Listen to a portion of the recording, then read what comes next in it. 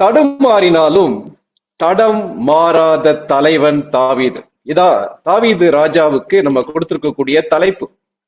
தாவீது தேவனாலே தெரிந்து கொள்ளப்பட்டவன். தாவீது தேவனாலே உருவாக்கப்பட்டவன். கடந்த முறை படிக்க ஆரம்பிக்கும் போது தாவீதுடைய வாழ்க்கையின் அடுத்த ஒரு பகுதியை படிச்சோம். என்ன படிச்சோம்? பாடுகளாலே பக்குவப்படுத்தப்பட்ட தலைவன் இந்த தாவீது. தாவீதுடைய வாழ்க்கையில அநேக விதமான பாடுகள்னு சொல்லி சொன்ன உடனே என்ன யோசிக்கிறோம்னா, நம்ம செய்யக்கூடிய பாவத்தின் விளைவாக தான் பாடுகள் வருகிறது என்று போதிக்கக்கூடிய மக்கள் உண்டு.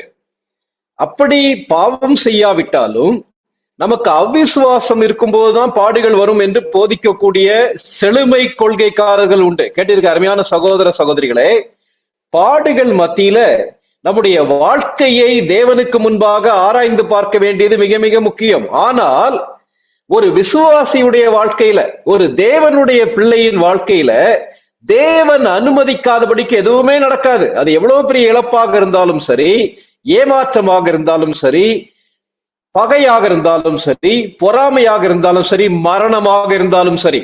ஆகவே நம்மை போட்டு குழப்பிட வேண்டிய அவசியம் இல்லை. தாவீதின் பாவத்தை குறித்து பின்னாடி படிக்கலாம். அது தடம் புரள செய்யக்கூடிய பாவம், பயங்கரமான பாவம். அதை பின்னாடி படிக்கலாம். ஆனால் இப்பொழுது தாவீது கடந்து சென்று கொண்டிருக்கிற பாதைக்கு காரணமே இல்லை. கேட்டிருக்க அருமையான சகோதர சகோதரிகளே, இந்த ஐக்கியத்தில் இருக்க யாராவது, அல்லது இந்த செய்தியை, இந்த வேத ஆராய்ச்சியை கவனித்துக் கொண்டிருக்கிற, கேட்டுக்கொண்டிருக்கிற யாராவது, ஏன் என்னுடைய வாழ்க்கையில இந்த காரியங்கள் நடக்கிறது, ஏன் மறுபடி பிரச்சனை வருகிறது, ஒருவேளை பிசாசு எனக்கு விரோதமாக செயல்பட்டு இருப்பானோ, அல்லது பில்லி சூனிய வச்சுட்டாங்களோ, அல்லது ஏன் வாழ்க்கையில விசுவாசம் இல்லையோ என்று உங்களை நீங்களே குற்றப்படுத்தி கொள்ளாதிருங்கள். தேவன் நம்முடைய வாழ்க்கையில் அனுமதிக்கக்கூடிய பாடுகளின் வழியாக நம்மை பக்குவப்படுத்துகிறார். நமக்கு நல்லா தெரியும், பொன் சுத்தமாவதற்காக, அந்த புடமிடப்படுவதற்காக அக்கினியிலே வைக்கப்படுகிறது. ஒரு குறிப்பிட்ட ஸ்டேஜ் வரைக்கும், நிலை வரைக்கும் அதுல இருக்கக்கூடிய அழுக்குகளை நீக்குவதற்காக அது உருக்கப்படுகிறது. அவ்வளவு ஹை டெம்பரேச்சர்ல உருக்கப்படுகிறது. அதே போல நம்முடைய விசுவாசம் பாடுகளாலே பரீட்சிக்கப்படுகிறது. அதனால இதை குறித்து சோர்ந்து போயிட வேண்டாம். தேவன் கொடுத்த வாய்ப்பு ஒரு பெரிய வெற்றி. அதற்காக ஆண்டவருக்கு அதிகமாக நம்ம துதிக்கிறோம். கோலியாத்தை தாவீது வீழ்த்தினதை குறித்து அதிகமாக நம்ம படிக்கிறோம், அதிகமான செய்திகளை கேட்கிறோம். இதே போல நீங்கள் கர்த்தருக்கென்று பெரிய காரியங்களை சாதிக்க வேண்டும் என்று கேட்கிறோம். ஆனா அதே நேரத்துல தாவீது பட்ட பாடுகள், சவுலாலே வேட்டையாடப்படுவதற்காக தொடர்ந்து அவர் அனுபவித்த வேதனைகளை குறித்து நம்ம யோசிக்க தவறுகிறோம். காரணம் என்னன்னா, அது தேவனுடைய திட்டத்துல இல்லை என்று நினைக்கிறோம். தொடர்ந்து பாத்தீங்கன்னா, தாவீது செய்யாத தவறுக்காக, சவுலுடைய பொறாமை நிமித்தமாக சவுல் காரணமற்ற பகையை கொண்டு வருகிறார். கொலை முயற்சிக்கு அவர் எல்லா விதத்திலேயும் செயல்படுகிறார். ஆனால் கர்த்தர் தாவீதை அவருடைய திட்டம் வரைக்கும் சவுலுடைய கையிலே ஒப்புக் கொடுக்கவில்லை. நம்ம தொடர்ந்து என்ன செய்யலாம் படிக்கலாம். நம்முடைய வேதாகமத்தை 1 சாமுவேல் 18வது அதிகாரத்துக்கு திருப்பி வைத்துக் கொள்ளலாம். 1 சாமுவேல் 18வது அதிகாரம். அதுல நம்ம கடைசியா பார்த்த ஒரு சில காரியங்களை பார்த்துட்டு உள்ள போலான்னு சொல்லி நினைக்கிறேன். 18வது அதிகாரம் 18வது 19வது வசனங்களை வாசிங்க சிஸ்டர். அப்பொழுது தாவீது சவுலை பார்த்து, ராஜாவுக்கு மருமனாகிறதற்கு நான் எம்மாத்திரம், என் ஜீவன் எம்மாத்திரம், இஸ்ரவேலிலே என் தகப்பன் வம்சமும் எம்மாத்திரம் என்றான். சவுலின் குமாரத்தியாகிய மேராப் தாவீதுக்கு கொடுக்கப்படும் காலம் வந்தபோது அவள் மேகோலாத்தியனாகிய ஆதரியேலுக்கு மனைவியாக கொடுக்கப்பட்டாள். Thank you sister. ஏற்கனவே என்ன படிச்சோம்? தாவீது பாடுகள் வழியாக கடந்து செல்லும் போது தன்னுடைய கடமையை உண்மையாக நிறைவேற்றினார். பாடுகள் அவருடைய போக்கஸ் என்ன செய்யல, கொஞ்சம் கூட டிஸ்ட்ராக்ட் பண்ணவே இல்லை. புத்திமானாய் நடந்தார். கர்த்தருடைய ஞானம் இருந்தது, கர்த்தருடைய பிரசன்னம் அவருக்கு இருந்தது. பல்வேறு விதமான திட்டங்களோடு, தவறான திட்டங்களோடு சவுல் தாவீதை ஒழிக்க முயற்சி செய்யும் போது தாவீது என்ன செய்யல, அதுல மாட்டவே இல்லை. இதுல பாத்தீங்கன்னா, இது நம்ம ஏற்கனவே படிச்சிருக்கிறோம், தன்னுடைய மூத்த மகளை உனக்கு திருமணம் செய்து கொடுப்பேன் என்று சொல்லிவிட்டு ஏற்கனவே ஏமாத்திட்டார். மறுபடியும் சொல்றாங்க. சொல்லும் போது தாவீதுடைய பதிலை படிக்க ஆரம்பித்தோம். என்ன படிக்க ஆரம்பித்தோம்? நான் ராஜாவுக்கு மருமகனாகிறதற்கு எம்மாத்திரம் எம்மாத்திரம். தாவீதுடைய தாழ்மையை குறித்து படித்தோம் ஒன்று. இரண்டாவது, அந்த பகுதி கற்றுக் கொடுக்கக்கூடிய காரியம் என்ன தெரியுமா? எனக்கு சம்பந்தம் இல்லாத காரியங்கள்ல, எனக்கு மிஞ்சின கருமங்களிலே நான் தலையிட்டுக் கொள்வதில்லைன்னு சொல்லி வேதத்துல வாசிக்கிறோம் இல்லையா? அவ்விதமாக தாவீது வேண்டாத ஈகோ சென்ட்ரிக் காரியங்கள்ல, சுயத்தை தீனி போடக்கூடிய காரியங்கள்ல, மக்கள் தங்களை புகழும் போது அதிலே சென்று மாட்டிக்கொள்ளவில்லை. நாம் கவனமாக இருக்க வேண்டிய ஒரு பகுதி இந்த பகுதி. சரி, இதோடு சவுலுடைய பிரச்சனை முடிஞ்சா? முடியல. தொடர்ந்து தவறான விதத்துல தாவீதை அழிப்பதற்கு சவுல் திட்டமிடுகிறார். என்னெல்லாம் திட்டமிடுகிறார்? 18வது அதிகாரம் 20வது 21வது வசனங்களை வாசிங்க.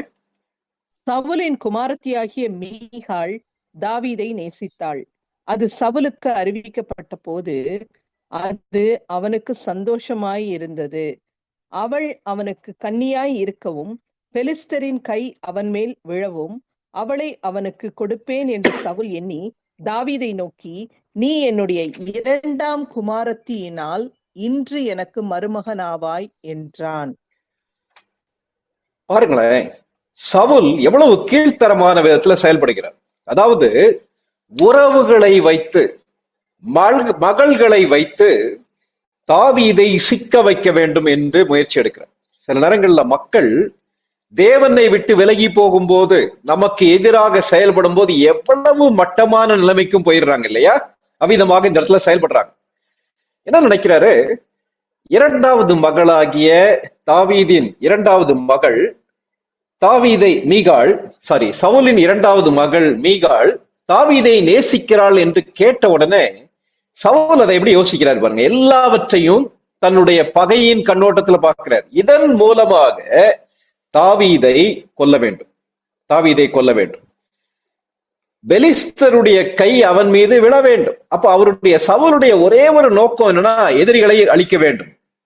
தாவீது எதிரியே கிடையாது. தாவீது சவுலுக்கு உதவி செய்தவர். ஆகவே என்ன பண்றாருன்னா எப்படியாவது இந்த மீகாளை திருமணம் செய்து கொடுத்து அதன் மூலமாக தாவீதை சிக்க வைக்க வேண்டும் என்று யோசிக்கிறார். அந்த யோசனைய எவ்விதமாக நிறைவேற்றுகிறார் சொல்லி பாருங்களேன். ரகசிய பேச்சு, பொய் பேச்சுக்கு நேராக செல்கிறார். 22, 23வது வசனங்களை வாசிங்க. பின்பு சவுல் தன் ஊழியக்காரரை பார்த்து, நீங்கள் தாவீதோட ரகசியமாய் பேசி, இதோ ராஜா உன்மேல் பிரியமாய் இருக்கிறார், அவருடைய ஊழியக்காரர் எல்லாரும் உம்மை சிநேகிக்கிறார்கள், இப்போதும் நீர் ராஜாவுக்கு மருமகனானால் நலம் என்று சொல்லுங்கள் என்று கற்பித்தான். சவுலின் ஊழியக்காரர் இந்த வார்த்தைகளை தாவீதின் செவிகள் கேட்க பேசினார்கள். அப்பொழுது தாவீது, நான் ராஜாவுக்கு மருமகனாகிறது லேசான காரியமா? நான் எளியவனும் அற்பமாய் எண்ணப்பட்டவனுமாய் இருக்கிறேன் என்றான். நன்றி சகோதரி.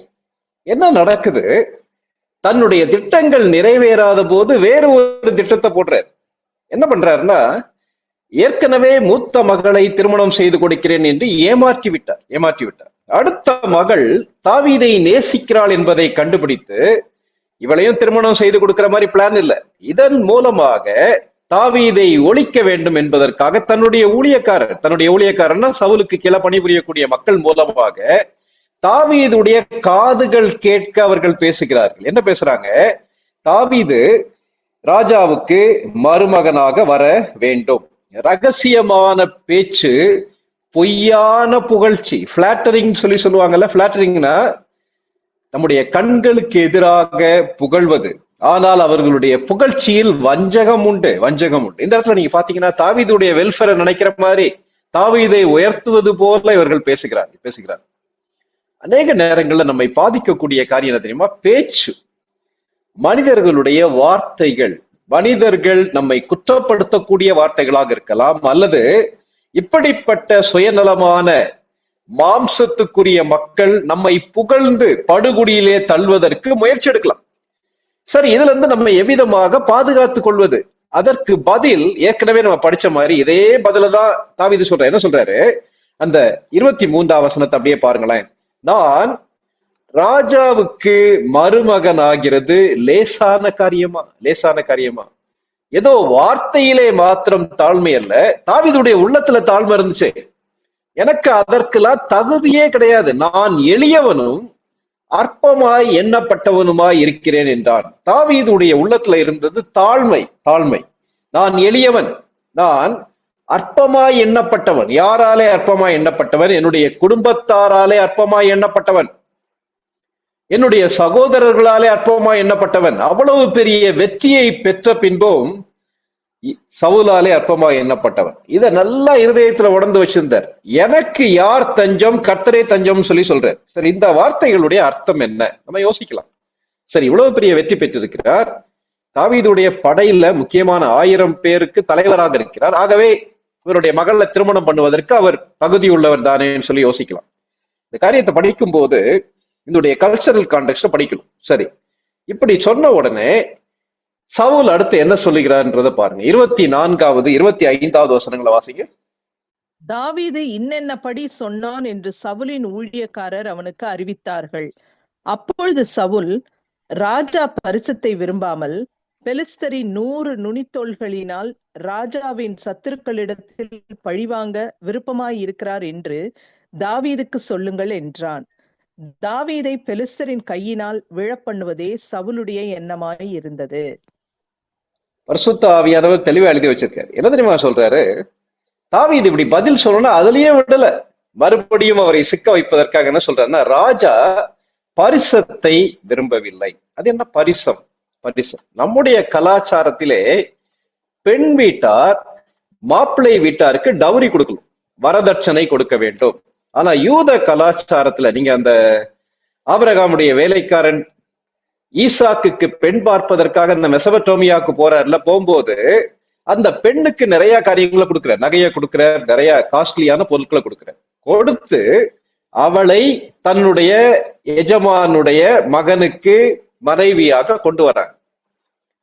யாக்கோபுடைய வாழ்க்கையை படிக்கும் போது யாக்கோபு அந்த ராகேலை திருமணம் செய்வதற்காக பரிசமாக கொடுப்பதற்கு 7 வருஷம் வேலை பார்க்கிறேன்றார். 7 வருஷம் வேலை பார்த்து அந்த 7 வருஷ சம்பளத்துக்காக அதை கொடுத்து உங்களுடைய மகளை நான் கல்யாணம் பண்றேன்னு சொல்லி சொல்றாரு.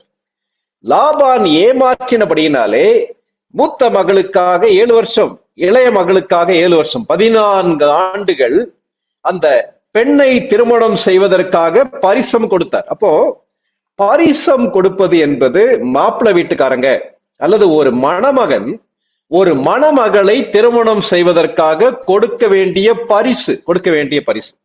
அப்போ தாவீது என்ன யோசிக்கிறார்னா, நான் யாருடைய மகளை திருமணம் செய்ய போறேன்? ராஜாவுடைய மகளை திருமணம் செய்ய போறேன். ராஜாவுடைய மகளை திருமணம் செய்யக்கூடிய அளவுக்கு நான் பரிசமாக அவர்களுக்கு பொருட்களையோ பணத்தையோ தங்கத்தையோ வெள்ளியோ கொடுப்பதற்கு நான் என்கிட்ட ஒண்ணுமே கிடையாது. நான் யார் தெரியுமா? நான் எளியவன், நான் அற்பமாய் எண்ணப்பட்டவன் சொல்லி சொல்லுகிறேன். இந்த பரிசுத்தை பத்தி பைபிள்ல ஒரு சில வசனங்கள் இருக்கு, அதை படிச்சுட்டு நம்ம இதுக்குள்ள வரலாம். ஆதியாகமம் 34வது அதிகாரம் 12வது வசனம் வாசிங்க. பரிசமும் வெகுமதியும் நீங்கள் எவ்வளவு கேட்டாலும் உங்கள் சொற்படி தருகிறேன், அந்த பெண்ணை மாத்திரம் எனக்கு மனைவியாக கொடுக்க வேண்டும் என்றான். இந்த வேத பகுதி உங்களுக்கு தெரியும். ஆதியாகமம் 34வது அதிகாரத்துல தீனாள், பெற்றோருடைய கட்டுப்பாட்டுக்கு கீழே இல்லாத தீனாள் பக்கத்துல உள்ள புதிய ஊரை சுற்றி பார்ப்பதற்காக செல்கிறார். மிகவும் வேதனையான ஒரு சம்பவம் நடக்கிறது. தீனாள் தன்னுடைய வாழ்க்கையை இழந்து விட்டாள். விளைவு அந்த முழு ஊரையும் தீனாளுடைய சகோதரர்கள் அழிக்கிறார்கள். இதான் அதோடைய பகுதி. அந்த இடத்துல ஒரு பெரிய பணக்கார பிரபு ஒருத்தர் இருக்கான். அவன் என்ன செய்யறான்னா, தீனாளை கல்யாணம் பண்ணணும்னு சொல்லி யோசிக்கிறான். தீனாளை எக்ஸ்ப்ளாய்ட் பண்ணிட்டு என்ன தெரியுமா சொல்றான், அந்த பெண்ணை கொண்டு போய் தன்னுடைய வீட்டிலேயே வச்சிடறான். வச்சுட்டு என்ன தெரியுமா சொல்றாங்க, பரிசமும் வெகுமதியும் நீங்கள் எவ்வளவு கேட்டாலும் உங்கள் சொற்படி தருகிறேன், அந்த பெண்ணுக்காக நாங்கள் எதையும் கொடுப்பதற்கு ஆயத்தம். பரிசம்ன்றது அன்னைக்கு உள்ள கலாச்சாரத்துல மணமகளுக்கென்று கொடுக்க வேண்டிய பிரைஸ். என்ன சொல்லுவாங்கன்னா ஆங்கிலத்துல அது பிரைடல் காஸ்ட், அதாவது திருமணத்துக்கு என்று கொடுக்க வேண்டிய ஆண்கள் பக்கத்துல இருந்து கொடுக்க வேண்டிய வரதட்சணை. இவர்கள் அதை கேட்கிற சகோதரிகளுக்கு நல்லா இருக்கும், பரவாயில்ல இந்த மாதிரி கலாச்சாரம் நம்ம நாட்டுல இருந்தா நல்லா இருக்குமே சொல்லி யோசிக்கலாம். ஓகே, சரி, அது அவர்களுடைய கலாச்சாரம். எந்த கலாச்சாரமாக இருந்தாலும் சரி, பணத்தின் அடிப்படையில் திருமணத்தை தீர்மானிப்பது தவறு. ஓகே, யாத்திராகமத்துக்கு வரலாம். யாத்திராகமம் 22வது அதிகாரம். யாத்திராகமம் 22வது அதிகாரம் 16ஆம் வசனம் வாசிங்க. நியமிக்கப்படாத ஒரு கன்னிகையை ஒருவன் மோசம் போக்கி அவளோடே சயனித்தால் அவன் அவளுக்காக பரிசம் கொடுத்து அவளை விவாகம் பண்ண கடவன். ஆண்டவர் மோசே மூலமாக இஸ்ரவேல் மக்களுக்கு நியாய பிரமாணத்தை கொடுத்தார். நியாய பிரமாணத்துல எல்லா பகுதிகளும் வருகிறது. ஒரு பெண்ணை ஒருவன் திருமணம் செய்ய வேண்டுமானால், ஒரு பெண்ணை எக்ஸ்ப்ளாய்ட் பண்ணானா, அந்த பெண்ணை திருமணம் பண்ணுவதற்கு அவளுக்கு கொடுக்க வேண்டிய பரிசத்தை கொடுத்து விவாகம் பண்ண கடவன் சொல்லி சொல்றாரு. இதான் அந்த கலாச்சாரம். இதை புரிஞ்சுக்கிட்டாதான் நமக்கு புரியும். தாவீதுடைய காதுகள் கேட்க சவுலுடைய ஊழியக்காரர்கள் பொய்யா பேசுறாங்க. இந்த வார்த்தைகளை கேட்டவுடன் இந்த வார்த்தைகளுக்கு தாவீது மயங்கி விடவில்லை. அநேக நேரங்கள் அருமையான சகோதர சகோதரிகளே, நம்முடைய வாழ்க்கையில நம்ம வீழ்றதுக்கு காரணம் ஒன்று, மக்களுடைய புகழ்ச்சி நம்மளை அப்படியே மேல தூக்கிட்டு போயிருது. எப்படி சவுலை தூக்கிட்டு போச்சு அது மாதிரி தூக்கிட்டு போயிருது. அல்லது மக்களுடைய இகழ்ச்சி நம்ம கீழே கொண்டு போயிருது. தாவீதுடைய லைஃப்ல நீங்க புகழ்ந்தாலும், போற்றுவார் போற்றினாலும், தூற்றுவார் தூற்றினாலும், நான் யாரு ஆண்டவரே உடைய பார்வையில நான் சாதாரணமான ஒரு மனிதன். தன்னை குறித்து எண்ண வேண்டிய அளவுக்கு தாவீது எண்ணவில்லை. இன்னைக்கு நம்முடைய வாழ்க்கையில மனிதருடைய வார்த்தைகள் நம்மை பாதிக்கிறதா? அல்லது மக்கள் நம்மை புகழ்ந்தாலும் சரி, இகழ்ந்தாலும் சரி, நான் ஏமாத்திரம் ஐயா, நான் எளியவன், நான் அற்பமாய் எண்ணப்பட்டவன், கர்த்தரே எனக்கு தஞ்சம், கர்த்தர் மாத்திரமே என்னை அப்படியே ஏற்றுக்கொள்கிறான்ற எண்ணம் இருக்கான்றது யோசித்து பாருங்க. அதோட சவுல் நிறுத்தல. என்ன தெரியுமா சொல்றாரு? நீ எனக்கு பரிசம் கொடுக்க வேண்டாம். மறுபடியும் 1 சாமுவேல் 18வது அதிகாரத்துக்கு வரலாம். 1 சாமுவேல் 18வது அதிகாரத்துல 25ஆம் வசனத்துல நீ பரிசம் கொடுக்க வேண்டாம், அதுக்கு பதிலா பெலிஸ்தர்களுடைய 100 பேரின் நுனி தோள்களை கொண்டு வா. 4 skins ஆஃப் பெலிஸ்டைன்ஸ் சொல்லி சொல்றேன். 100 பெலிஸ்தரை கொன்று அவர்களுடைய நுனித்தோலை கொண்டு வான்னு சொல்லி சொல்றேன். உடனே இது ஒரு பெரிய சேலஞ்ச். இது எளிதான காரியமா? எளிதான காரியம் கிடையாது. ஒரு பெரிய டார்கெட்டை கொடுக்கிறார். யாருக்கு? தாவீது கொடுக்கிறார். இந்த 100 பேரை கொல்வதற்காக தாவீது அங்க போனார்னா அங்க செத்துருவார். அதான் அவருடைய விருப்பம். ஆனா என்ன நடக்குதுன்றத பாருங்களேன். 26ஆம் வசனத்துல இருந்து வரிசையா வாசிங்க சிஸ்டர்.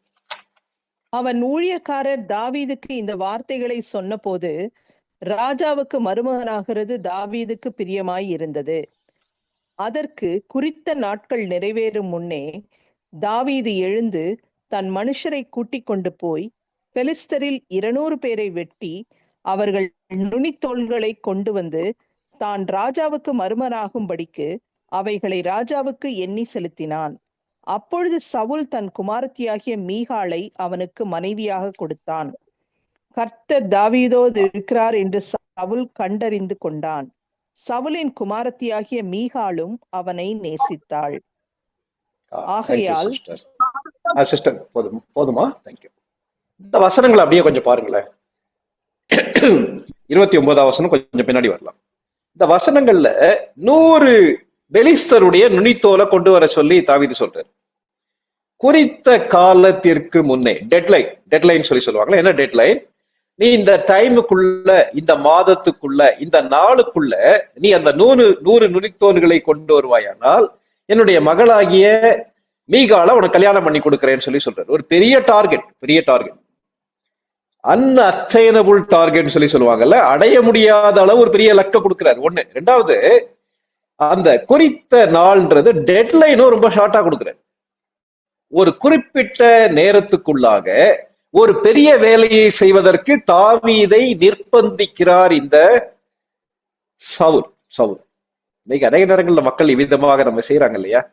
நம்மை ஒடுக்க வேண்டும் என்பதற்காக, நம்மால் அடைய முடியாத அளவுக்கு பெரிய காரியத்தை இதன் மூலமாக இவன் ஒளிந்து போக வேண்டும் என்பதற்காக கொடுக்கக்கூடிய மக்கள் இருக்காங்கல்ல, சாடிஸ்ட்னு சொல்லி சொல்லுவாங்க. ஆனா அதுல பாத்தீங்கன்னா தாவீது என்ன தெரியுமா செய்யற? டெட்லைனுக்கு முன்னாடியே கிளம்பி போய் 100 பெலிஸ்தருடைய நுனித்தோலல், அந்த பகுதியை நீங்க பாருங்க, 200 பேருடைய நுனித்தோலை எடுத்து கொண்டு வந்து அவருக்கு செலுத்துகிறார். மருமகனாகும்படி ராஜாவுக்கு செலுத்தினார். சவுல் குறித்தது 100 நுனித்தோல். ஆனால் தாவீது கொண்டு வந்து செலுத்தினது 200 நுனித்தோல். சவுலால வாயை திறக்கவே முடியல. இந்த மனிதனை ஒன்றுமே செய்ய முடியாது. இவனுக்கு எவ்வளவு பிரஷர் கொடுத்தாலும், இவனை எவ்விதமாக ஒழிக்க வேண்டும் சொல்லி யோசித்தாலும், நம்ம சொல்ற காரியத்தை விட பெரிய காரியத்தை இவன் செய்யறான். ஒரு ஒரு நல்ல ஒரு பழமொழி சொல்லுவாங்கல்ல, மிதிப்பட்ட இடத்திலே வளர்ந்து காட்ட வேண்டும் சொல்லி சொல்லுவாங்கல்ல. அவ்விதமாக தான் தாவீது இந்த இடத்துல அந்த குறிப்பிட்ட காலத்துக்கு முன்பாகவே எதையும் சிறப்பாக செய்யக்கூடிய தாவீது இந்த இடத்துல சவுல் கொடுத்த டார்கெட் வந்து 100.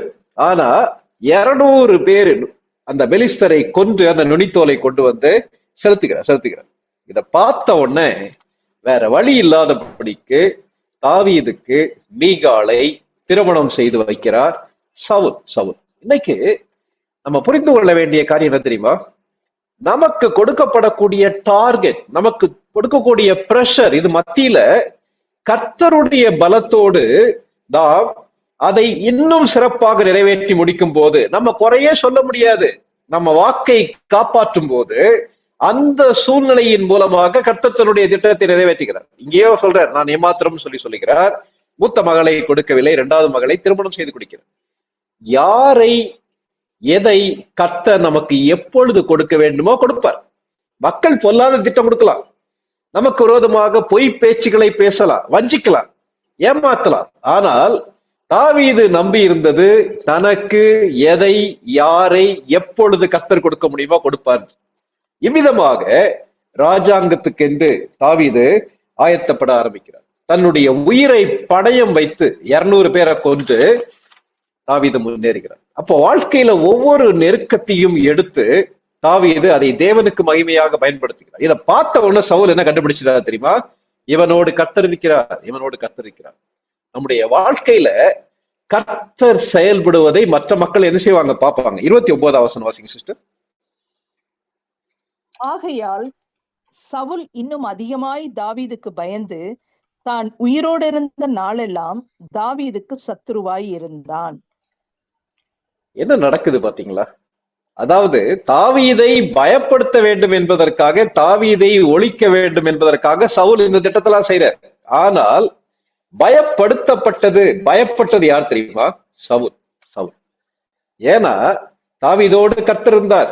தாவீதோடு கர்த்தர் இருந்து வாழ்க்கையின் உபத்திரவமான காரியங்களை எடுத்து தாவீதை உருவாக்கினார். ஆனால் சவுலுடைய உள்ளத்துல பயம் அதிகரிக்கிறது. இவனை ஒண்ணுமே செய்ய முடியலையே, கர்த்தர் அவரோடு இருக்கிறார். இந்த காரியம் நம்முடைய வாழ்க்கையில் நடக்கும். அருமையான தேவனுடைய மக்களே, நம்மை பயப்படுத்தக்கூடிய மக்கள், நம்மை வேதனைப்படுத்தக்கூடிய மக்கள், நம்முடைய வாழ்க்கையை ஒடுக்க வேண்டும் என்று யோசிக்கக்கூடிய மக்கள் மத்தியில கர்த்தர் அந்த சூழ்நிலையை எடுத்து அதை அவர்களுக்கு பயமாக மாற்றுவார். எவ்வளவு உன்னதமான ஒரு கர்த்தர் இல்லையா? சரி, இதோடு சவுல் முடிந்தாரா? முடியல. தொடர்ந்து கொலை செய்ய திட்டமிடுகிறார் சவுல். 19வது அதிகாரத்துக்குள்ள நம்ம போலாம். 19வது அதிகாரம் முதல் வசனம் வாசிங்க. 1 சாமுவேல் 19:1. தாவீதை கொன்று போடும்படிக்கு சவுல் தன் குமாரனாகிய யோனத்தானோடும் தன் ஊழியக்காரர் எல்லாரோடும் பேசினான். சவுலுடைய வாழ்க்கையுடைய பிரச்சனை என்னன்றது நம்ம சவுலுடைய வாழ்க்கையில படிச்சிருக்கோம். தடம் புரண்ட தலைவன்ல அவருடைய ஒரே ஒரு நோக்கம் பொறாம, பழி வாங்குறது, தாவீதை கொல்லும். அப்போ தாவீது தன்னுடைய கையில இருந்து தப்பித்து போகும்போது தன்னுடைய மகனோடு பேசுகிறார், மற்ற தன்னுடைய ஊழியக்காரரோடு பேசுகிறார். ஆனா 18வது அதிகாரம் முதல் வசனம் எப்படி ஆரம்பிக்குது நமக்கு படிச்சிருக்கணும். அதை மறுபடியும் வாசிக்கலாம். 18வது அதிகாரம் முதல் 2 வசனங்களை வாசிங்க. அவன் சவுலோட பேசி முடிந்த பின்பு யோனத்தானுடைய ஆத்துமா தாவீதின் ஆத்துமாவோட ஒன்றாய் இசைந்திருந்தது. யோனத்தான் அவனை தன் உயிர் போல சிநேகித்தான். சவுல் அவனை அவன் தகப்பன் வீட்டுக்கு போக ஒட்டாமல் அன்று முதல் தன்னிடத்தில் வைத்துக் கொண்டான். ஓகே, அந்த பகுதி நம்ம ஏற்கனவே படிச்சிருக்கோம். முதலாக யோனத்தானை சந்திக்கிறார் தாவீது. யோனத்தான் யாரு? சவுலுடைய மூத்த மகன். பார்த்த உடனே யோனத்தானுக்கு பிடிச்சு போச்சு. நீங்க அந்த பகுதியை ஃபுல்லா படிச்சு பாருங்க. நண்பர்கள் என்றால் எப்படி இருக்க வேண்டும் என்பதற்கு பெஸ்ட் எக்ஸாம்பிள் தாவீது யோனத்தானுடைய உறவு. தாவீதும் யோனத்தானும் ஒருவரை ஒருவர் உயிருக்குயிராக நேசித்தார்கள். அவர்களுடைய உறவை குறித்து அசிங்கமாக பேசக்கூடிய மக்களும் உண்டு. கே ரிலேஷன்ஷிப் சொல்லி சொல்லக்கூடியவங்க, ஆண் புணர்ச்சிக்காரர்கள். இது வேத புரட்டு, மறந்துடாது. அவர்கள் ஒருவரை ஒருவர் நேசித்ததற்கான ஒரே ஒரு காரணம் தேவனுடைய திட்டத்தை நிறைவேற்ற வேண்டும் என்பதற்காக.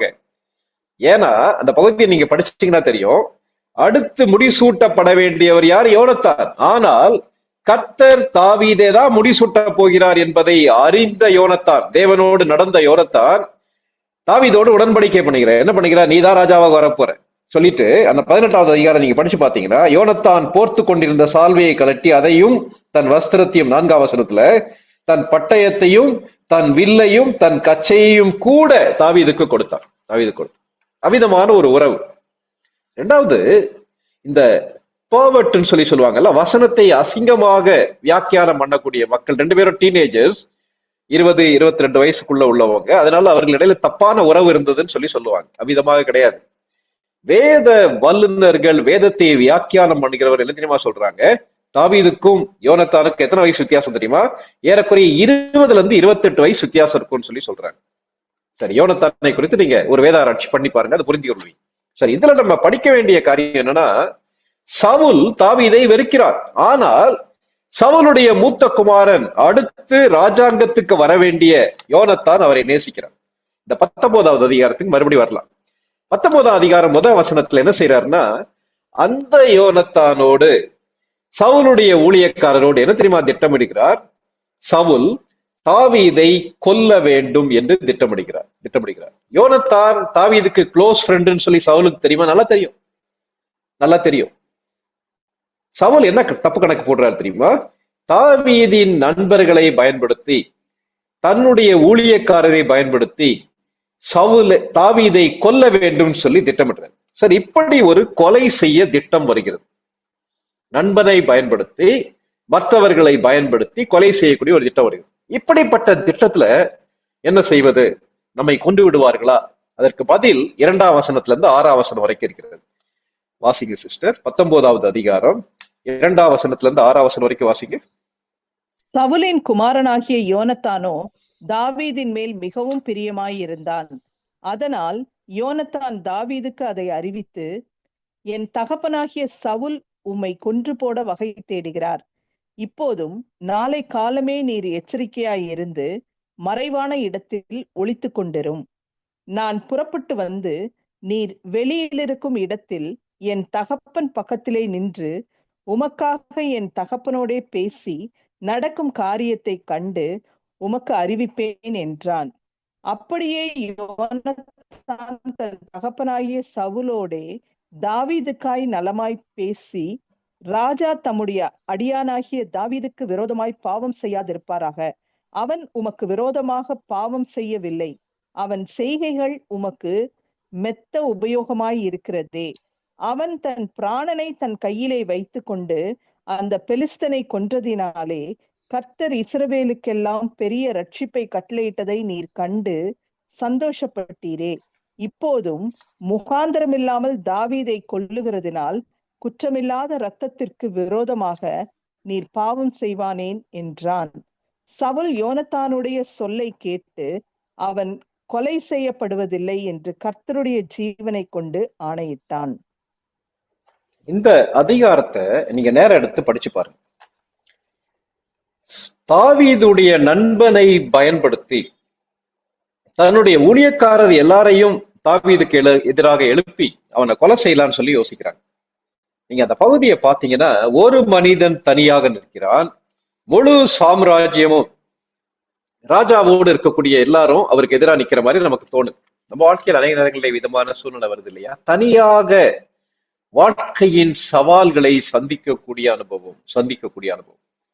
ஏன் ஆண்டவர் என்னை இப்படி கைவிட்டார் நம்ம யோசிக்கணும் இல்லையா? எல்லாரும் எனக்கு விரோதமாக செயல்படுகிறார்கள். ஏன் என்னுடைய சொந்த சகோதரன் அல்லது நான் உயிருக்குறாக நேசிக்கக்கூடியவன், நான் நம்பக்கூடியவன் எனக்கு எதிராக செயல்படுகிறார் நம்ம யோசிக்கிறோம். ஆனா அவ்விதமாக அல்ல. கர்த்தர் எல்லாவற்றையும் பார்த்து கொண்டிருக்கிறார். அருமையான சகோதர சகோதரிகளே, அந்த இடத்துல நீங்க பாத்தீங்கன்னா, தாவீதுக்கான பாதுகாப்பு, தாவீதுக்கான வழிநடத்துதல் யார் மூலமா வருது தெரியுமா? சவுலுடைய குமாரனாகிய யோனத்தான் மூலமாக வருகிறது. தாவீது இந்த இடத்துல போய் தன்னுடைய நீதிக்காக சவுலிடத்துல பேசுறதுக்கு வாய்ப்பே கிடையாது. ஆனால் தாவீதின் நீதியை சவுலுக்கு முன்பாக கொண்டு செல்வதற்கு யாரை கர்த்தர் பயன்படுத்துகிறார் தெரியுமா? யோனத்தானை பயன்படுத்துகிறார். எவ்வளவு அன்புள்ள ஒரு ஆண்டவர் இல்லையா? தாவீதை தனிமைப்படுத்தி கொல்ல வேண்டும் சொல்லி யோசிக்கும் போது சவுல் வீட்டுக்குள்ள இருக்கக்கூடிய யோனத்தான் தாவீதுக்காக சப்போர்ட் பண்ணி பேசுறாரு. என்ன சொல்றாரு? ஏன் நீங்க தாவீதை கொல்லக்கூடாதுன்னு சொல்லி சொன்னீங்கன்னா, ஒண்ணு, தாவீது ஆனரபிள். தாவீது ஏற்கனவே அவ்வளவு பெரிய வெற்றியை பெற்றவன். இரண்டாவது, தாவீது உங்களுக்கென்று உண்மையும் உத்தமமாக தேவனுடைய பணியை செய்தவன் சொல்லி சொல்லுகிறார். அப்போ நம்முடைய வாழ்க்கையில விதமான திட்டங்கள் வரும்போது நம்ம உட்கார்ந்து இப்படிலாம் திட்டம் போடுறாங்க, இவர்கள் திட்டத்துக்கு எதிராக நம்ம திட்டம் போடலாமா? அது அவசியமே இல்லை. கர்த்தருடைய கரத்துல கொடுத்து விடும் போது கர்த்தர் நமக்காக யாரிடத்துல என்ன பேச வேண்டுமோ அதை பேசுவார். யாரும் ஆண்டவர் அனுமதிக்காதபடிக்கு நம்முடைய வாழ்க்கையை அழிக்கவே முடியாது. எஸ்தர் புத்தகத்துல படிக்கிறோம் இல்லையா? பொறாமையின் நிமித்தமாக ஆமான் மொர்தெகாயை ஒழிக்க வேண்டும் என்று சொல்லி திட்டம் போடுறான். ராஜா கிட்ட பேசலான்னு சொல்லி யோசிக்கிறான், எஸ்தர்ட்ட கேட்கலான்னு சொல்லி யோசிக்கிறான். தான் வீட்டுல ஒரு பெரிய தூக்கு மரத்தை உருவாக்கி வைத்திருக்கிறான். ஆனால் கர்த்தர் அந்த ஆமானையும் ஆமானுடைய குடும்பத்தாரையும் அந்த தூக்கு மேடையில் நிறுத்தினார். அதான் கர்த்தருடையது. கர்த்தர் நமக்காக பேசக்கூடியவர். அப்போ இந்த சூழ்நிலை எதற்காக ஆண்டவர் அனுமதிக்கிறார்? எந்த சூழ்நிலையும் நம்முடைய வாழ்க்கையை அழிக்க முடியாது. எவ்வளவு பெரிய கூட்டம், என் வலது பக்கத்துல 1000 பேரும் இடது பக்கத்துல 10,000 பேர் விழுந்தாலும் உன் கண்களால் மாத்திரம் நீ அதை பார்த்து துன்மார்க்கருக்கு வரும் பலனை காண்பாய். அதே இடத்துல ஒன்று மறந்துடக்கூடாது. அருமையான சகோதர சகோதரிகளே, தேவன் சில நேரங்கள்ல மரணத்தையும் நம்முடைய வாழ்க்கையில அனுமதிக்கிறார். சரி, கொலை செய்ய திட்டமிட்ட சவுலுடைய திட்டத்திலிருந்து கர்த்தர் தாவீதின் நண்பன் மூலமாக தப்புவிக்க உதவி செய்கிறார். இந்த இடத்துல சவுல் தாவீதோடு உடன்படிக்கை பண்றார். ஆனா அந்த உடன்படிக்கை ரொம்ப நாள் நிக்கல, மறுபடியும் தன்னுடைய வேலையை ஆரம்பிக்கிறார். அந்த 19வது அதிகாரத்துல 8ஆம் வசனம் வாசிங்க சிஸ்டர். மறுபடியும் ஒரு யுத்தம் உண்டாயிற்று. அப்பொழுது தாவீது புறப்பட்டு போய் பெலிஸ்தரோடே யுத்தம் பண்ணி அவர்களுக்குள் மகா சங்காரம் பண்ணினதினால் அவர்கள் அவனுக்கு முன்பாக முறிந்தோடி போனார்கள். இந்த பகுதி நம்ம ஏற்கனவே படிச்சிருக்கிறோம். சவுலுடைய ஒரே ஒரு நோக்கம் தாவீதை ஒழிக்கலன்றக்காக அநேக காரியங்களை பண்ணிக்கொண்டே செல்லுகிறார். ஆனால் தாவீதை பாருங்களேன், தன்னுடைய கடமையை உண்மையை உத்தமமாக செய்கிறார். மறுபடியும் ஒரு யுத்தம் உண்டாயிட்டு. அப்ப என்ன யோசித்திருக்கலாம்? இந்த சவுலுக்கு போய் நான் உதவி செய்யலுமா, நான் பாட்டுக்கு என்னுடைய வேலையை பார்த்துட்டு போலாமேன்னு சொல்லி யோசிக்கல. அங்கே பெலிஸ்தருடைய படைக்குள்ளே புகுந்து அவர்களை மகா சங்காரம் பண்ணினால் அவர்கள் அவனுக்கு முன்பாக முறிந்தோடி போனார்கள். தாவீதின் வெற்றியை தடுக்க வேண்டும், தாவீதின் புகழை கெடுக்க வேண்டும் சொல்லி சவுல் எவ்வளவு முயற்சி எடுத்தாரோ அதற்கு ஆப்போசிட்டா தாவீது தன்னுடைய சிறப்பானதை செய்து கொண்டே வந்தார். ஏதோ நம்முடைய வாழ்க்கையிலேயே செய்யலாம். நமக்கு எதிராக செயல்படக்கூடிய மக்களை பார்த்து கொண்டு, நமக்கு எதிராக பேசக்கூடிய மக்களை பார்த்து கொண்டு அவர்களுடைய திட்டங்களையே யோசித்துக் கொண்டிருப்போமானால் கர்த்தருடைய திட்டம் நம்முடைய வாழ்க்கையில் நிறைவேறாது. இந்த சூழ்நிலைகளை கர்த்தர் பயன்படுத்தி தாவீதை உயர்த்துகிறார். எந்த தாவீதின் புகழ் பரவக்கூடாதுன்னு சொல்லி சவுல் யோசித்தாரோ அந்த தாவீதுடைய புகழ் தொடர்ந்து பரவுகிறது. இது விளைவு என்ன தெரியுமா? மறுபடியும் அந்த பொறாமை அவருடைய உள்ளத்துல கொழுந்து வெட்டி எரிய ஆரம்பிக்கிறது. கொலை முயற்சி திட்டங்கள் எதுவும் தாவீதுடைய வாழ்க்கையில் பலிக்கவில்லை. ஆகவே நாம் பயப்பட வேண்டிய அவசியம். அடுத்தது நடக்குது 19வது அதிகாரம் 9வது 10வது வசனங்களை வாசிங்க. கர்த்தரால் விடப்பட்ட பொல்லாத ஆவி சவுலின் மேல் வந்தது. அவன் தன் வீட்டில் உட்கார்ந்து தன் ஈட்டியை கையிலே பிடித்து கொண்டிருந்தான்.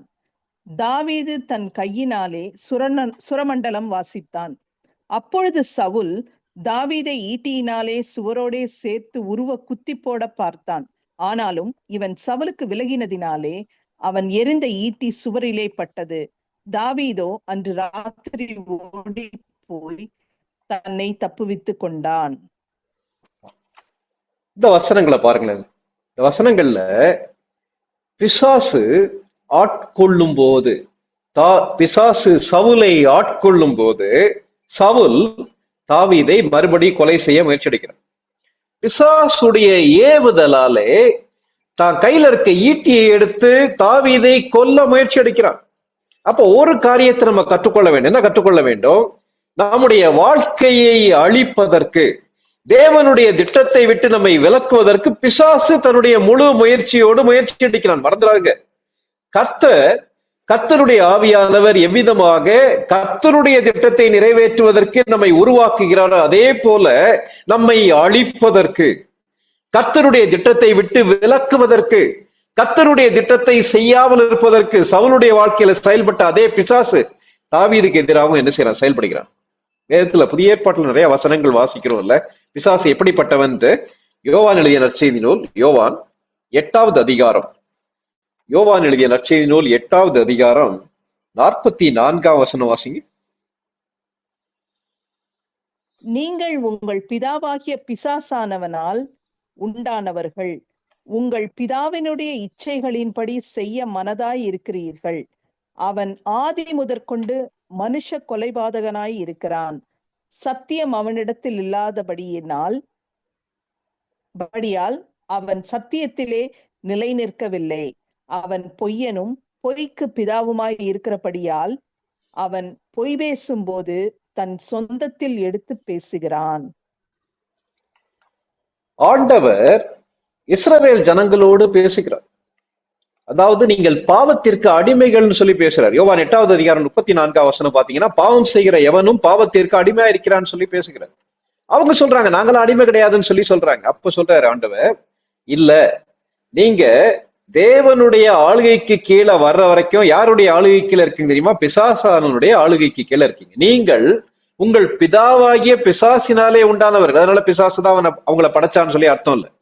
பிசாசினாலே உண்டானவர்கள்னா பிசாசினாலே பயன்படுத்தப்படுகிறவர்கள், பிசாசின் ஆளுகைக்கு கீழே இருக்கக்கூடியவர். ஏன்? உங்கள் பிதாவினுடைய இச்சைகளின்படி செய்ய மனதா இருக்கிறீர்கள். பிதாவானவன் யார்? இந்த இடத்துல பிசாசானவன். பிசாசு என்ன விரும்புகிறானோ அதன்படி செய்ய நீங்கள் மனதா இருக்கிறீர்கள் சொல்லி யூதர்களை குறித்து ஆண்டவர் பேசுகிறார். அந்த பகுதியை நீங்க பொறுமையா படிச்சு பாருங்க. யோவான் 8வது அதிகாரத்துல கடைசியா அவரை கொல்லான்னு சொல்லி யோசிக்கிறாங்க. சொல்லிட்டு பிசாசானவனுடைய தன்மைகளை இயேசு கிறிஸ்து சொல்றாரு. என்ன சொல்றாரு தெரியுமா? ஆதி முதற்கொண்டுனா பைபிள்ல இருக்கு இல்லையா, ஆதியிலே தேவன் வானத்தையும் பூமியும் சிருஷ்டித்தான்னு சொல்லி ஆதியாகமம் 1 அதிகாரம் 1 வசனத்துல வாசிக்கிறோமே. ஆதியிலேன்றது நமக்கு ஃப்ரம் த பிகினிங், தேவன் ஆதியிலிருந்து இருக்கார். ஆதாம் ஏவாளை உருவாக்குவதற்கு முன்பாக யார் இருக்கா தெரியுமா? பிசாசு இருக்கா. பிசாசுடைய வேலை என்ன தெரியுமா?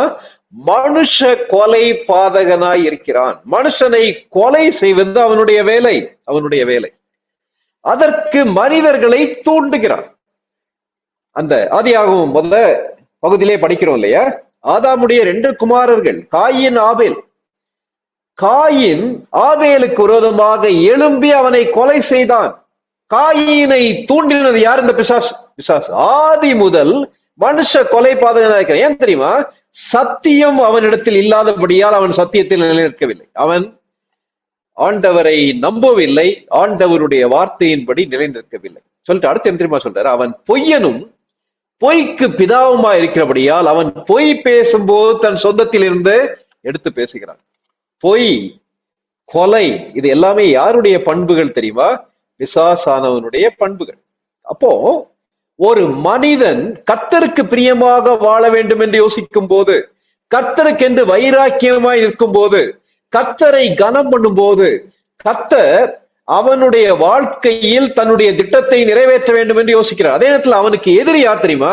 பிசாசானவனும் அவனுடைய சர்வ சேனையும் அவனுக்கு எதிராக செயல்படுகிறது. இந்த இடத்துல சவுல் மூலமாக பிசாசு தாவீதுக்கு விரோதமாக செயல்படுகிறான். இன்னும் எபேசியர்ல ஒரு வசனம் வாசிக்கலாம். எபேசியர் 6வது அதிகாரம், எபேசியர் 6வது அதிகாரம் 11, 12வது வசனங்களை வாசிங்க. நீங்கள் பிசாசின் தந்திரங்களோடு எதிர்த்து நிற்க திராணியுள்ளவர்களாகும்படி தேவனுடைய சர்வாயுத வர்க்கத்தையும் தரித்துக் கொள்ளுங்கள். ஏனெனில் மாம்சத்தோடும் இரத்தத்தோடும் அல்ல, துரைத்தனங்களோடும் அதிகாரங்களோடும் இப்பிரபஞ்சத்தின் அந்தகார லோகாதிபதிகளோடும் வான மண்டலங்களில் உள்ள பொல்லாத ஆவிகளின் சேனைகளோடும் நமக்கு போராட்டம் உண்டு. இந்த வசனங்களை பாருங்களேன். அநேக நேரங்கள்ல இவாஞ்சலிக்கல்ஸ் சொல்லக்கூடிய இவாஞ்சலிக்கல்னா கர்த்தருடைய நற்செய்தியை நம்புகிறவர்கள், கர்த்தருடைய வார்த்தையை நம்புகிறவர்கள் சொல்லக்கூடிய மக்கள் செய்யக்கூடிய ஒரு பெரிய தவறு என்ன தெரியுமா? ஸ்பிரிச்சுவல் டைமென்ஷன் நம்ம கிட்ட மறந்துடும். ஸ்பிரிச்சுவல் டைமென்ஷன்னா ஆவிக்குரிய கண்ணோட்டத்தை விட்டுறோம். என்ன ஆவிக்குரிய கண்ணோட்டம்? சில மக்கள் எதை பார்த்தாலும் பிசாசு பிசாசுன்னு சொல்றாங்க இல்லையா? எதை பார்த்தாலும் சாத்தான் நமக்கு விரோதமா செயல்படுதுன்னு சொல்லக்கூடிய மக்கள் இருக்காங்க. முக்கியமாக கரிஸ்மேட்டிக் பீப்புள் அவ்விதமாக சொல்லுவாங்க. உணர்ச்சிகளுக்கு முக்கியப்படுத்தக்கூடிய மக்கள், பெந்தேகோஸ்தே அனுபவத்தை முக்கியப்படுத்தக்கூடிய மக்கள் எல்லாத்துலயும் சாத்தான பார்ப்பாங்க. அதே நேரத்துல வேதவசனத்தை நம்பக்கூடிய இவாஞ்சலிக்கல்னா நற்செய்தியை நம்பக்கூடிய மக்கள் அநேக நேரங்கள்ல மறந்து போகக்கூடிய காரியம், ஒரு ஆவிக்குரிய யுத்தத்திலே நம்ம இருக்கிறோம்ன்றதை மறந்து போயிடுறோம். ஏன்னா இதுல தெளிவா பவுல் எழுதுறாரு. எபேசிய சபைக்கு எழுதும் போது, மாம்சத்தோடும் ரத்தத்தோடும் அல்ல, துரைத்தனங்களோடும் அதிகாரங்களோடும் நமக்கு போராட்டம் உண்டு. மாம்சத்தோடு ரத்தத்தோடு போராட்டம் அல்லனா என்ன அர்த்தம்? மனிதர்களோடு மட்டும் நமக்கு போராட்டம் அல்ல. கேட்டிருக்க அருமையான சகோதர சகோதரிகளே, நம்மை எதிர்க்கக்கூடிய, நம்மை பகைக்கக்கூடிய மக்களை நம்ம கண்கூடா பார்க்கிறோம். ஆனால் அந்த அதிகாரங்கள், அந்த துரைத்தனங்கள், இவை எல்லாவற்றிற்கும் மேலாக இப்பிரபஞ்சத்தின் அந்தகார லோகாதிபதிகளோடு நமக்கு போராட்டம் உண்டு. அப்போ எப்படி பிசாசு தேவனுடைய பிள்ளைகளுக்கு எதிராக செயல்பட முடியும்? தேவன் அனுமதிக்கிறார். வான மண்டலத்தில் உள்ள பொல்லாத ஆவிகளின் சேனைகளோடு நமக்கு போராட்டம் உண்டு. நீங்க பாருங்களேன், பொல்லாத ஆவியின் சேனைகள். அந்த ஒரு லேயோனுக்குள்ள எத்தனை ஆயிரம் பிசாசு உள்ள போயிருந்துச்சு இல்லையா? பிசாசு எல்லாம் ஒண்ணும் கிடையாதுங்க. அதெல்லாம் சும்மா நம்ம யோசிக்கிறோம்னு சொல்லி லிபரல் தியாலஜில அல்லது இன்னைக்கு அறிவுபூர்வமாக யோசித்தால் புரிந்து கொள்ள முடியாதுன்னு சொல்றாங்களா? அவ்விதமாக இல்லை. தேவன் எவ்விதமாக தேவன் இருக்கிறார், தேவன் செயல்படுகிறார், அவர் சத்தியமானவர், எது உண்மைன்ற மாதிரி பிசாசும் உண்மையானவன். பிசாசு இருப்பது உண்மை, அவன் நமக்கு விரோதமாக செயல்படுவது உண்மை. அவன் யார் தெரியுமா? அவன் மனுஷ கொலைபாதகனா இருக்கிறான். அவன் நம்முடைய வாழ்க்கையை அழிப்பதற்கு பல்வேறு விதமான திட்டங்களை நிறைவேற்றுகிறான். இயேசு கிறிஸ்துடைய வாழ்க்கையில நிறைவேற்றினான். இயேசு கிறிஸ்து இந்த உலகத்துல பிறக்கும் போது, ரட்சிப்பின் திட்டத்தை நிறைவேற்றுவதற்காக இயேசு கிறிஸ்து இந்த உலகத்துல பிறக்கும் போது, அந்த திட்டத்தை குலைக்க வேண்டும் என்பதற்காக பிசாசு என்னெல்லாம் செய்யறான் இல்லையா? ஏரோதை தூண்டிவிட்டு இன்னசென்ட் சில்ட்ரன், அந்த ஏரோது மூலமாக 2 வயதுக்கு உட்பட்ட எல்லாரையும் கொன்னுடுறான். அவ்வளவு ஒரு கொடூரமான ஒரு ராஜா. ஏன்னா இவன் மனுஷ கொலைபாதகன். இந்த குழந்தைகளை கொல்வதன் மூலமாக இயேசு கிறிஸ்துவை அழித்து விடலாம்னு சொல்லி தப்பு கணக்கு போட்டான். இயேசு கிறிஸ்து தன்னுடைய ஊழியத்தை ஆரம்பிக்கும் போது அவரை பிடிச்சிட்டு போய் பெரிய மலை உச்சிலிருந்து தள்ளலான்னு சொல்லி ட்ரை பண்றாங்க. அவரை கொல்லலான்னு சொல்லி யோசிக்கிறாங்க. கர்த்தர் அனுமதிக்கவில்லை. அருமையான தேவனுடைய மக்களே, அநேக நேரங்கள்ல மனிதர்களை பார்த்து நம்ம சோர்ந்து போயிடும். ஏன் இப்படி எனக்கு விரோதமாக செயல்படுகிறார்கள்? ஒரு காரியத்தை மறந்துட வேண்டாம். சவுல் மாத்திரமல்ல, சவுலை ஆட்கொண்டிருந்த பிசாசு தாவீதுக்கு எதிராக செயல்பட்டான். அதை தாவீது எவ்விதமாக மேற்கொண்டார் என்பதை மறுநாட்கள்ல படிக்கலாம். ஒரு காரியத்தை மறக்க வேண்டாம். ஆண்டவரே, இந்த மனிதர்களோடு நான் போராடாதபடிக்கு உம்மை சார்ந்து கொண்டு பிசாசுக்கு எதிராக நான் போராட எனக்கு கிருபை தார். பிசாசுக்கு எதிராக எவ்விதமாக போராடுவது? வேதவசனம் தெளிவாக சொல்கிறது, கர்த்தருக்கு கீழ்ப்படிந்திருங்கள், பிசாசுக்கு எதிர்த்து நில்லுங்கள், அவன் உங்களை விட்டு ஓடி போவான். பிசாசுக்கு பயப்பட வேண்டிய அவசியம் இல்லை. யோபுடைய வாழ்க்கையில் அவ்வளவு பிரச்சனைகள், யோபுடைய விசுவாசத்தை வெளிப்படுத்துவதற்காக அவ்வளவு பெரிய இழப்புகள். ஆனா அப்போ சாத்தான் எதையும் செஞ்சிட முடியுமா? எதையும் செய்ய முடியாது. அனுமதி கேட்டுவிட்டு தேவன் அனுமதித்தபடியினால யோபுடைய வாழ்க்கையில காரியங்களை செய்கிறான். கேட்டிருக்க அருமையான சகோதர சகோதரிகளே, இந்த ஆவிக்குரிய கண்ணோட்டம் நமக்குள்ள உண்டா? அவன் பிசாசின் ஏவுதலால் தாவீதை ஈட்டியினாலே கொல்ல பார்த்தான். தாவீது என்ன தெரியுமா செஞ்சார்? தன்னுடைய அறிவை முதலாவது பயன்படுத்தி விலகி தன்னை காத்துக்கொண்டார். இன்னைக்கு நம்முடைய வாழ்க்கையில் ஆண்டவரே, பிசாசானவனுடைய வஞ்சக திட்டங்களை புரிந்து கொள்வதற்கு, பிசாசானவன் தன்னுடைய வல்லமையோடு என்னுடைய வாழ்க்கையில் எதிராக செயல்படும் போது உம்முடைய சமூகத்திலிருந்து பலத்தை பெற்றுக்கொண்டு உமக்கு கீழ்ப்படிந்து அவனை மேற்கொள்ள எனக்கு கிருபை தாருன்னு சொல்லி ஜெபம் பண்ணுவோமா? தலைகளை தாழ்த்தி கண்களை மூடி நம்ம ஜெபிக்கலாம். தாவீதுடைய வாழ்க்கையில எவ்வளவு இக்கட்டுகள் இல்லையா, எவ்வளவு ஏமாற்றம், பொய்யான திட்டங்கள், சாதிக்க முடியாத லக்குகள், ஏமாற்று பேச்சுகள், வஞ்சக பேச்சுகள், தவறான திட்டங்கள், நண்பர்களை தூண்டிவிட்டு கொலை செய்வதற்கு முயற்சி, மாறி மாறி பிரச்சனைகளை சந்திக்கக்கூடிய தாவீது ஏன் ஏன் அருமையான தேவனுடைய மக்களே, அழிந்து போகிற பொன் அக்கினியினாலே சோதிக்கப்படும், அழியாத விசுவாசம் பாடுகளால் பரீட்சிக்கப்படும் என்ற கேள்விக்கு பதில், கர்த்தர் அவருடைய திட்டத்தை என்னுடைய வாழ்க்கையில் நிறைவேற்றுகிறார். பாடுகள் நம்மை அழிக்காது, பாடுகள் நம்மை உருவாக்கும், பக்குவப்படுத்தும். சோர்ந்து போய்விட வேண்டும். ஆண்டவரே, தாவீது காரியங்களை கையாண்டது போல நானும் கையாளுவதற்கு எனக்கு கிருபை தாரும். ஜெபம் பண்ணலாமா? அன்புள்ள ஆண்டவரே, இந்த அருமையான நாளிலே தாவீதின் வாழ்க்கையை குறித்து படிக்க எங்களுக்கு உதவி செய்தீரே, அதற்காக ஸ்தோத்திரம். பாடுகளாலே உருவாக்கப்பட்ட தலைவன், பாடுகளாலே பக்குவப்படுத்தப்பட்ட தலைவன் நாங்க படிக்கிறோமே. எங்களுடைய தனி வாழ்க்கையிலேயும் எங்களுடைய குடும்பத்திலேயும் நாங்கள் பணிபுரியக்கூடிய இடத்திலேயும் இந்த சமுதாயத்திலேயும் சவுலை போன்ற அநேக மக்கள் உண்டு ஆண்டவரே, உண்டு. அநேக நேரங்கள்ல அவர்கள் எங்களுக்கு விரோதமாக செயல்படும் போது நாங்கள் சோர்ந்து போய் விடுகிறோம், தடுமாறுகிறோம். ஆண்டவரே, நீர் எங்களை பலப்படுத்தும். எங்களுக்கு மாம்சத்தோடு இரத்தத்தோடு மாத்திரமல்ல, வான மண்டலத்தில் உள்ள பொல்லாத ஆவிகளோடு போராட்டம் உண்டு என்பதை நாங்கள் உணர்ந்து கொள்ள எங்களுக்கு கிருபை தாரும். உம்மோடு இருந்துவிட, உம்முடைய பலத்தோடு அவர்களை மேற்கொண்டு விட எங்களுக்கு கிருபை தாரும். ஆண்டவரே, நாங்கள் பயப்படாதபடிக்கு எங்களை காத்துக்கொள்ளும். எந்த சூழ்நிலையும் எங்களை அழிக்க முடியாது. எங்களுடைய வாழ்க்கை உம்முடைய கரத்தில் இருக்கிறது என்ற விசுவாசத்தை தொடர்ந்து எங்கள் ஒவ்வொருவருக்கு நீர் தாரும் ஆண்டவரே. இந்த எதிர்மறையான சூழ்நிலையில் நீர் எடுத்து உம்முடைய உன்னத திட்டங்கள் நிறைவேறுவதற்கு பயன்படுத்தும். அருமையான நம்முடைய பிள்ளைகளை ஆசீர்வதியும். இயேசுவின் நாமத்தில் வேண்டிக் கொள்கிறோம் பரமபிதாவே. ஆமென்.